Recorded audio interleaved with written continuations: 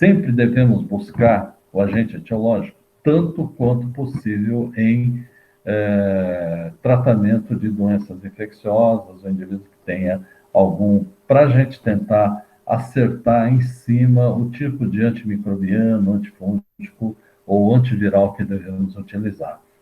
Tanto porque você pode ter uma pneumonia, mas você pode, paralelamente, se você olhar aqui nessa radiografia, à direita, aqui na parte média e superior, poderia ser até uma tuberculose. Você poderia estar tratando esse indivíduo como se fora uma pneumonia comum e o indivíduo tem tuberculose. Quantas vezes nós vimos isso? Milhares de vezes já vemos isso, o indivíduo sendo tratado, de repente não se fez um diagnóstico, o indivíduo só fez a radiografia, não conversou direito, não examinou, não perguntou se ele estava emagrecendo, quanto tempo que tinha de história, só viu a radiografia.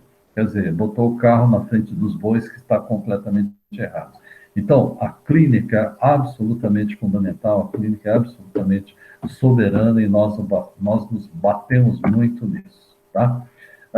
Bom, sempre que o indivíduo for imunodeprimido, imunossuprimido, pneumonias agudas comunitárias de resolução lenta, ou seja, anda 24, 48, 72, 96 horas, 4 dias, 5 dias, não está melhorando muito, aí tem.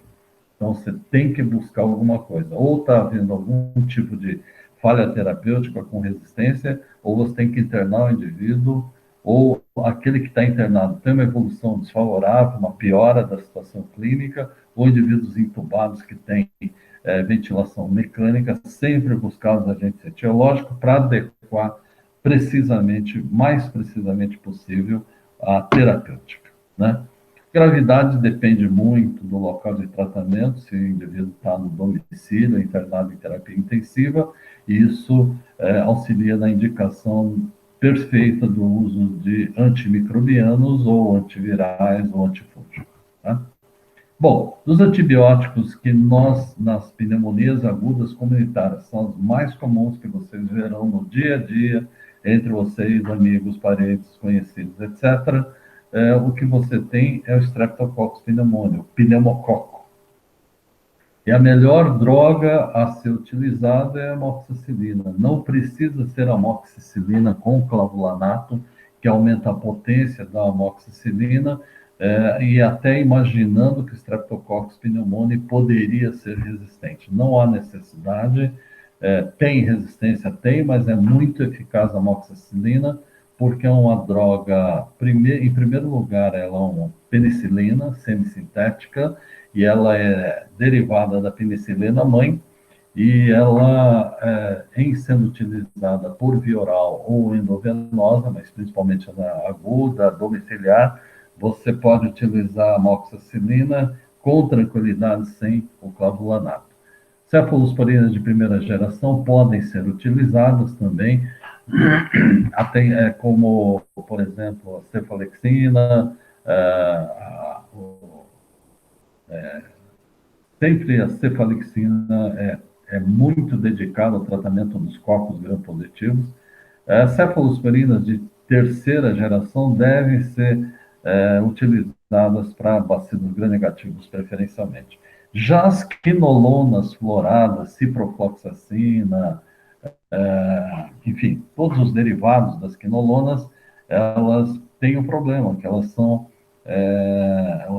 principalmente indutoras de alteração de DNA, portanto, elas não são bactericidas, elas são bacteriostáticas. Então, preferimos não utilizar, a não ser em junção, em associação com amoxicilina, por exemplo, ou uma cefalosporina de primeira geração para aumentar a potência. Não que não tenha efeito contra os estreptococos, tem sim, mas para aumentar a potência de maneira superajuntada. Eritromicina e derivados também têm muita potência contra os cocos gram-positivos, são os agentes mais frequentes e com a vantagem de você poder tratar também a clamídia e o micoplasma. Então, pode ser utilizado a azitromicina, a eritromicina, mas principalmente iniciar sempre com as penicilinas semissintéticas. Dos antifúngicos, temos a anfotericina, de uma maneira geral, os derivados azólicos, miconazol, ceftriaconazol, já ouviram falar, né, de miconazol, ceftriaconazol, trata infecções não só sistêmicas, mas infecções localizadas, como infecções ungueais das unhas, né? Fluconazol trata doenças sistêmicas, itraconazol também, voriconazol, vários xingamentos aí que vocês estão vendo, tá? São chamados derivados azólicos. Equinocandinas são bem caras, são caspofungina, mica e anidanfungina. São drogas que podem, de maneira adequada, serem. Você pode contemporizar a utilização dessas drogas nos momentos corretos, especialmente os derivados azólicos, ou principalmente as equinocandinas, para aqueles indivíduos que são imunossuprimidos. Já como antivirais, nós temos a ciclovir, já devem ter ouvido falar, pode produzir pneumonias, pode produzir encefalites, né? Nos indivíduos imunossuprimidos, pode produzir lesões exuberantes em genitais, na região oral, na região perianal. O citomegalovírus que pode produzir lesões cerebrantes em todo o trato gastrointestinal, trato digestório, desde a boca até a região perianal, por exemplo. E o ganciclovir é uma droga muito boa para ser utilizada, é uma droga que funciona bastante bem. E lembrar para a influenza, todos da influenza, quando você usa entre 24 e 48 horas principalmente, podendo utilizar no máximo, dependendo da situação clínica, o oseltamivir para tratar a influenza, é uma das drogas mais potentes para redução da carga viral do vírus da influenza e reduzindo a gripe praticamente, vamos dizer assim, tira com a mão o oseltamivir, o uso de oseltamivir.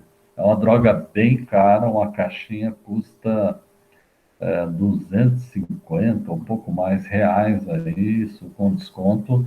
Então, até recentemente, na época do HN1, do H3N2, tinha nas farmácias populares, mas elas foram sendo destruídas ao longo do tempo. Hoje, praticamente inexiste no sistema público. Existe sim, mas é muito mais difícil de conseguir pela destruição do sistema público, do Sistema Único de Saúde que nós estamos observando ao longo do tempo. É isso aí, pessoal.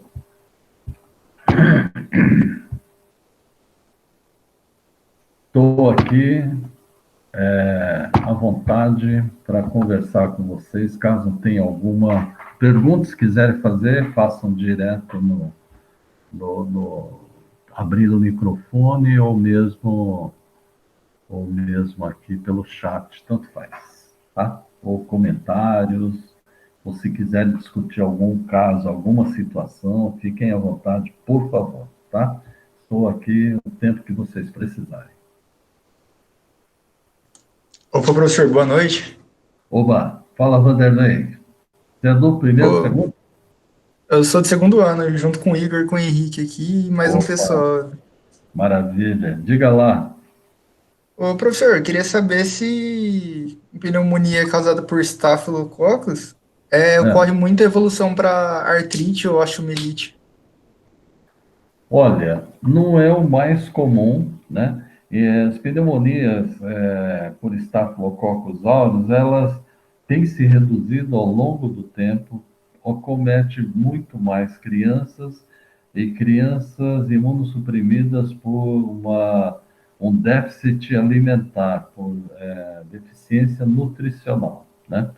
Não é porque a gente vê crianças aí que são gordinhas que elas estão adequadamente nutridas, estão inadequadamente nutridas, e mesmo gordinhas elas podem ter déficits nutricionais, de fato tem. O que a gente tem que lembrar é que ao longo do tempo a gente tem reduzido muito a quantidade de pneumonias estafilocócicas, que geralmente eram cavitárias, produziam cavitações nos pulmões, produzindo inclusive abscessos pulmonares, tá? Abscessos pulmonares também que podem ocorrer não só pelo Staphylococcus áureos, mas também pode ocorrer também por anaeróbios, por exemplo, que são aspirados. Você pode aspirar um sujeito que é etilista, ele fica aspirando saliva ou conteúdo gastroesofágico para o pulmão, ele pode aspirar não só bacilos gram-negativos, tanto quanto anaeróbios. Já se ele aspirar apenas o conteúdo oral de saliva, etc., ele pode aspirar muito frequentemente streptococcus, mas não é raro que aspire muitos anaeróbios ali. E aspirando os anaeróbios, eles podem, ao longo do tempo, produzir pneumonias cavitárias aí, que dá um odor muito fétido. Quando você entra numa sala de consultório, por exemplo, o indivíduo tosse, você sente um odor bastante pútrido já, né? Por causa do anaeróbio, coitado do paciente, né? Certo? Então, não é comum hoje em dia pneumonia por estafilococcus, viu? Muito comum é o clássico, pneumonia por Streptococcus pneumoniae, não estáfilo, e eventualmente a pneumonia aguda comunitária pode lá ter uma clamídia, micoplasma, ou eventualmente alguma infecção viral. Já as fúngicas são menos frequentes também. Entendi, professor. Obrigado. É isso aí. Algum comentário, algo mais, pessoal? Pensaram muito?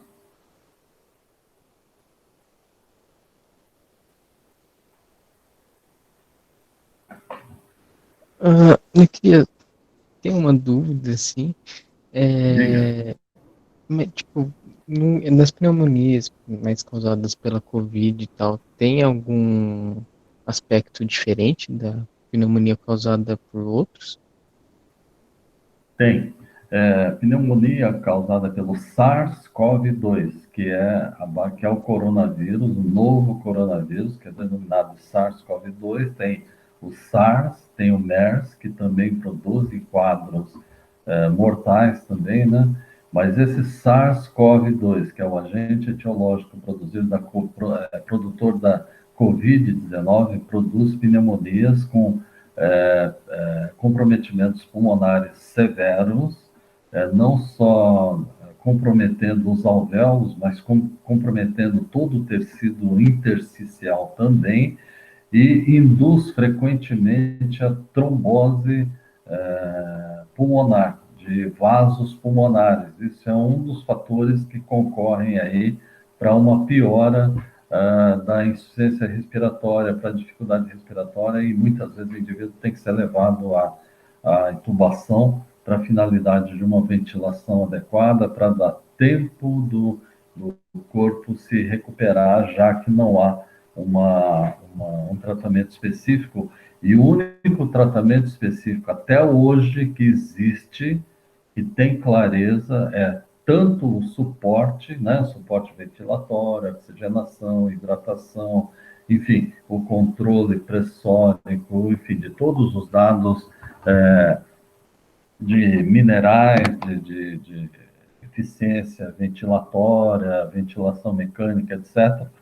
Não só isso, e um estudo que foi feito recentemente, falando a respeito da utilização de dexametasona, estudo randomizado, que foi utilizado em pacientes com SARS-CoV-2, que cabalmente demonstra que é uma redução de 20 e poucos por cento na incidência de mortalidade e uma redução de tempo de internação num trabalho com revisão por pares, né, por peer reviews, e isso faz com que a gente tenha mais segurança da utilização. Então, por enquanto, tudo que se fala por aí de maneira apressada, de cloroquina, hidroxicloroquina, ivermectina, escambau, tudo isso, por enquanto, não tem consistência nenhuma para definir. Existe até coisas de caráter ética aí, que são muito complicadas e que não devem ser banalizadas a tal ponto de influenciar populações inteiras a fazerem uso de determinados medicamentos, seja por conta de qualquer conflito de interesse que exista aqui, não tem sentido. Então, nessa revisão que vocês poderiam assistir, eu acho que vale a pena, cujo link passei para vocês, seria bem interessante, porque tem umas considerações lá que são bem legais na aula, nos próprios comentários que foram feitos, eu acho que valeria a pena. Então, trata-se de uma doença que, assim, a infecção pelo SARS-CoV-2 é assim, 80% tem uma infecção, a maioria muito leve, ou quase medianamente, 15% tem uma infecção um pouco mais importante, com alguma dificuldade respiratória, que não obrigatoriamente precisa ir para terapia intensiva e pode ser oxigenado, tratado, todo o suporte adequado, né, de forma internada, que precisa ser internado, e 5% que tem necessidade de terapia intensiva.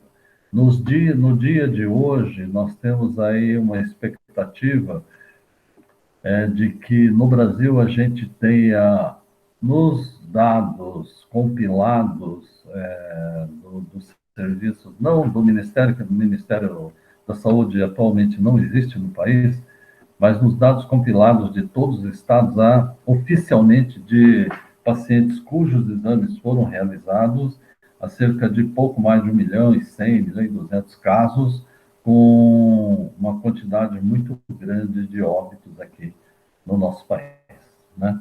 Há alguns estudos que apontam para cerca de 10 vezes mais a potência dessa disseminação de infecção, de prevalência de infecção no Brasil, né? Então, isso é algo preocupante, mas nós temos que lidar com tudo, inclusive com a inépcia, com a ineficácia e responsabilidade de determinados governos, inclusive, né? É isso aí. Deu para entender isso? É isso. Sim. Obrigado, professor. Okay. Valeu. Alguém mais? Algum comentário? Oi, professor. Eu queria fazer uma pergunta Diga. Que eu não entendi muito bem sobre a expectoração subcrepitante. Eu não entendi muito bem como é que ela funciona. Vou te explicar melhor. Como que funciona o nosso pulmão? Normalmente, você naturalmente tem uma produção de um certo grau de secreção, não tem? Na hora que você acorda de manhã, se você der uma tossida, você vê que sai um pouquinho de muco, não é? E isso é natural, isso o dia inteiro, as células com cílios que tem em toda a árvore respiratória, esse muco é produzido, ele vai, como você respira e aspira coisas indevidas, como poeira, etc, etc, esse muco, ele vai sendo jogado através dos cílios para fora e você expectora, ou solta alguma coisa, certo? Ocorre que quando o indivíduo vai perdendo essa capacidade, ou porque é tabagista, ou porque tem um processo infeccioso, ou alguma bactéria, ou algum vírus que se acessa ali e começa a produzir uma multiplicação, portanto, um aumento da produção de secreção de maneira reacional, com diminuição da fagocitose pelas células, pelos neutrófilos, etc., aí isso vai ficando retido, o que aumenta a chance da proliferação bacteriana, como se fosse um meio de cultura ali, e aí o indivíduo tem um aumento e piora a reação inflamatória. Com isso, a secreção que vai ocorrendo lá dentro dos alvéolos, dos sacos alveolares, elas vão ficando cheias, não conseguem ser eliminados, às vezes nem pela expectoração de maneira adequada. E aí isso vai produzindo uma manutenção e vai produzindo aquela imagem radiológica da pneumonia lobar ou da pneumonia segmentar, né, do lobo, acometendo só um lobo, ou um segmento daquele lobo. Isso faz com que o indivíduo, com isso, reaja produzindo febre. É uma reação natural do organismo, tentando acabar com aquele processo infeccioso. Às vezes, o indivíduo é imunocompetente, ele sara sozinho, ele se hidrata bem, come bem, toma líquido, baixa febre. Às vezes ele tem pneumonia, ele sara bem a despeito do médico. Muitas vezes o médico só atrapalha, dá antibiótico errado, dá antibiótico não indicado, ou dá antibiótico para quem não precisa, que não tem nem pneumonia, tem uma infecção viral simples, que sozinha vai se curar, e o cara acaba induzindo algum tipo de complicação, né? Então, a pneumonia ocorre quando a secreção que estava lá dentro, ela não consegue sair. Quando você expande os sacos alveolares, imagine os sacos alveolares formados por milhões de alvéolos ali se expandindo e o ar passando lá por dentro. Quando ele passa lá por dentro e descola essa secreção que tem lá dentro, é aí que você ouve milhares, milhões de crepitações, daquele barulhinho do descolamento. É isso que é uma manifestação semiológica daquilo que você ausculta pelo seu estetoscópio e que pode dar uma noção que os alvéolos estejam acometidos. Portanto, isso é que se denomina de estertores crepitantes, porque crepitam, tá? É como uma madeira lá que pega fogo, entendeu? Deu para entender? Deu sim, professor. Muito obrigada. Não, por isso. O que mais, gente?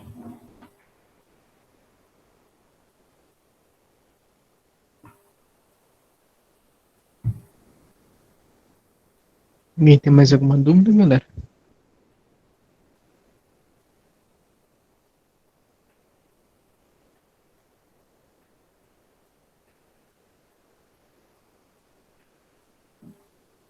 Bom, caso não tenha, queria agradecer a presença aqui do professor por ter dado essa aula. Gostei muito dela. E acho que é isso. Ok. Bom, eu que gostaria de agradecer muito. Gostaria de deixar uma mensagem para vocês, para que vocês se cuidem bastante nesses dias. Situações como essa são complexas, mas vocês estão dentro da história e vocês estão dentro do desenvolvimento da história, fazendo curso de medicina e vivenciando todas essas situações. Eu estava estudando um pouco de radiestesia, de radiônica, que eu sou meio fora do esquadro, assim, vendo coisas fora do padrão, e que eu sou radiestesista também, trabalho com radiônica. E aí um cara com quem eu tenho uma conversa muito boa, ele estava me explicando que quando o universo foi criado, digamos, ou Deus que está em todo mundo, para quem acredita ou não acredita, mas essa é uma interpretação, os indivíduos, esse criou, os deuses e a deusa criaram, então, o homem, e o homem, num triângulo, ele desce lá do universo, daquele ponto, Big Bang, etc., criou o universo, aí ele desce aqui na Terra, ele começa a trilhar 10, 20, 30, 40, 50, 100, 90, 100 anos aqui, e ele vai na horizontal. Então, o ângulo que vem desde Deus até o homem e o homem caminhando dá um triângulo, né? Um triângulo que, se o homem for caminhando e a cada dia, a cada hora, a cada minuto, a cada ano ele for se desenvolvendo, ele vai atingir o objetivo dele de crescimento e desenvolvimento pessoal, com muito estudo, com muita avaliação, com muita coisa que você possa fazer para outros, todos os seres humanos. Então, a profissão de vocês, a nossa, é muito linda, porque ela pode permitir muito isso e pode fazer com que vocês tenham essa capacidade de, em se desenvolvendo, fazer essa devolução e compartilhar todo esse desenvolvimento pessoal com todos os seres humanos, e não humanos, talvez, não é? Então, eu gostaria de deixar essa mensagem aqui. Estudem, desenvolvam-se e vão para frente, que vai dar tudo certo para vocês, falou? Obrigado, foi uma honra ter mais esse contato aí com a LIU, que é a Liga de Infectologia da Unicamp, uma honra para nós ter vocês aqui conosco, tá bem? Muito obrigado, gente. Nós que agradecemos, professor. Abraço para todos, viu? Cuidem-se.